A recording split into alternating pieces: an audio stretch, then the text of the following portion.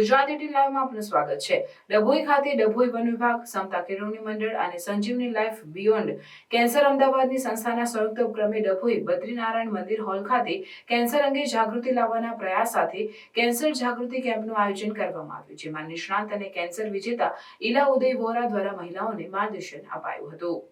ઈલા ઉદય વોરા સંજીવની life beyond cancer નામની રાષ્ટ્રવ્યાપી સંસ્થાના અમદાવાદ કેન્દ્રના વડા તરીકે કાર્યરત છે। કેન્સરથી કઈ રીતે બચી શકાય, શારીરિક તપાસ, તંદુરસ્ત જીવનશૈલી, કેન્સરગ્રસ્ત લોકોની સારવાર તથા સંભાળ જેવા વિષયોને આવરી લેતા વાર્તાલાપ વેબિનારનું આયોજન ડભોઈ સમતા કેળવણી મંડળના ઉપક્રમે ડભોઈ વન વિભાગના સહયોગથી રાખવામાં આવ્યો હતો, જેમાં ઈલા ઉદય વોરા દ્વારા કેન્સર દર્દીઓની સાર સંભાળ અને તેની સારવાર અંગે મહિલાઓમાં જાગૃતિ લાવવા પ્રયાસ કર્યો હતો। આ પ્રસંગે ડભોઈ વન વિભાગના RFO Kalyaniben Chaudhari, forester Hansaben Rathwa, Kajalben Rajeshwari, forester JG Barot સહિત સમતા કેળવણી મંડળના અધ્યક્ષ છાયાબેન ગુપ્તા ઉપસ્થિત રહ્યા હતા। મહિલાઓને માર્ગદર્શન બાદ સર્ટિફિકેટ વિતરણ કરવામાં આવ્યું હતું। મારું નામ ઈલા યુ વોરા,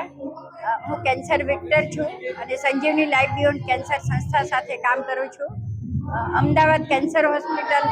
અને બોરજ મુનિ સેવાશ્રમમાં મારી આખી ટીમ કામ કરી રહી છે અને આજે જે ડભોઈમાં સંજીવની લાઈફ બિયોન્ડ કેન્સર,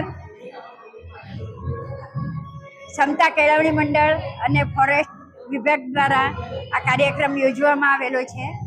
જેમાં ખાસ કરીને કેન્સર જાગૃતિ વિશે આ સીવણની બહેનોને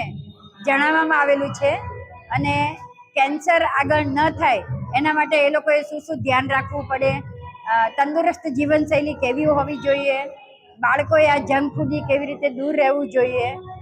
અને કોઈ કેન્સર પેશન્ટ હોય તો એની સાથે કેવું ધ્યાન રાખવું પડે એ વિશે આજે મેં વિસ્તૃત વાર્તાલાપ કરેલો હતો।